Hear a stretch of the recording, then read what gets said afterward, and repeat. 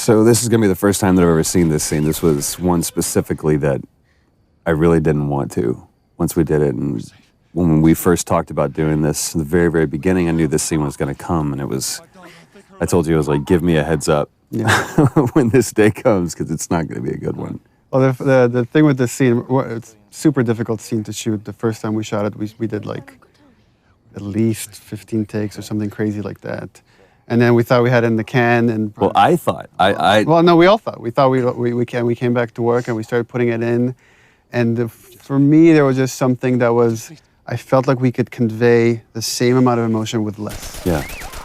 And it was a hard thing to tell Troy because everybody put so much into it. And it's like, we got to do it again. Well, I remember that we got to day come back to this. When you came back and you told me that we have to do this again, obviously, you'll see why what we're talking about. But this is the defining moment for Joel.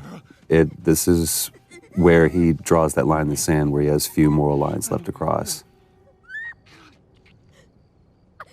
I'm so amazed with how well Hannah did, and yeah, I mean it was difficult to watch just on the mocap stage, and we actually had people after a few takes leave the set. They were like, I can't watch this anymore, and they just took off. But from a story standpoint, it's so important to show just what the violence does and how it like rips apart this family.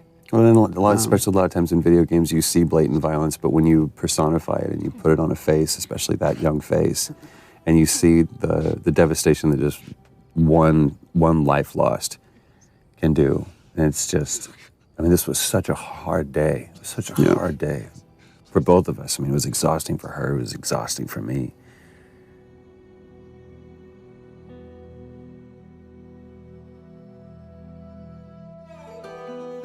So the opening credits, the thing with the opening, initially we didn't want to do opening credits, we didn't even have the idea for this, but the jump felt too sudden to go from Sarah dying to then 20 years later. And waking up. We found that when people watch it in succession, they're not paying attention when we start introducing Tess in the world because they're still recovering from Sarah dying. So we're like, okay, well, let's have this opening sequence that can kind of help bridge the gap.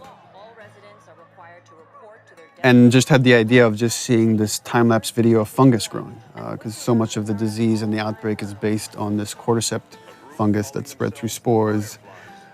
So we contacted a group at Sony San Diego who did this whole opening sequence for us, and they actually got these fungal kits where they grew fungus like in their bathrooms and filmed this over like days to produce this thing. So everything you're seeing is actually, it's real, it's not CG, it's all organic. Yeah, except for the spores at the end, which are CG, everything is real. This whole journey is like a dreamlike state, and you constantly see people waking up. And you see this multiple time with Joel, and it's as if he's like remembering the past, he's always having these bad dreams throughout the game. That was always something that we had to keep in mind when we did this scene, because we shot this before we shot Sarah dying scene, so it's kind of like we knew that those were going to be in one way or another kind of butted up against each other. But this is such a great thing. Again, this was in the audition thing that we did when we were trying to find Tess, and when Annie walked in, it was just like she walked in as Tess. We saw a lot of different people for that, and this was just such a great, because the relationship you see from going from Sarah and Joel to now Joel and Tess, it's just, I don't know, you see everything, like the house that he was in before was nicer. He looked nicer, and it's not just the years have passed, but those years that have passed haven't been This also gets into something interesting for me as a writer, which is you have a certain notion of characters or how you want the structure to be, and then once it's interpreted through actors like Troy, it changes. Like I've always imagined as Joel doesn't really care for Tess. He's completely shut down, and Troy might not show it, and we just kind of embrace that, and you kind of see that later when Tess gets infected. That wasn't how the scene was originally envisioned, that Joel has such a reaction, but it became a lot more interesting to own that. Well, and also how much this relationship changed over, I mean, time and different writing iterations and just conversations that we had about this, even, within the last month or so, we've had conversations about this. It's like, what is their relationship? Because we never define it. I think anybody else would have put it on the nose, they're lovers or whatever. There was one note that you gave, it's like, for one specific take, and said, let's just assume that there was a fight last night over what, we don't know. This is that moment afterwards. So it was like this awkward tension between the two of us. But there's no like loving embrace, there's no kiss that Joel and Tess have.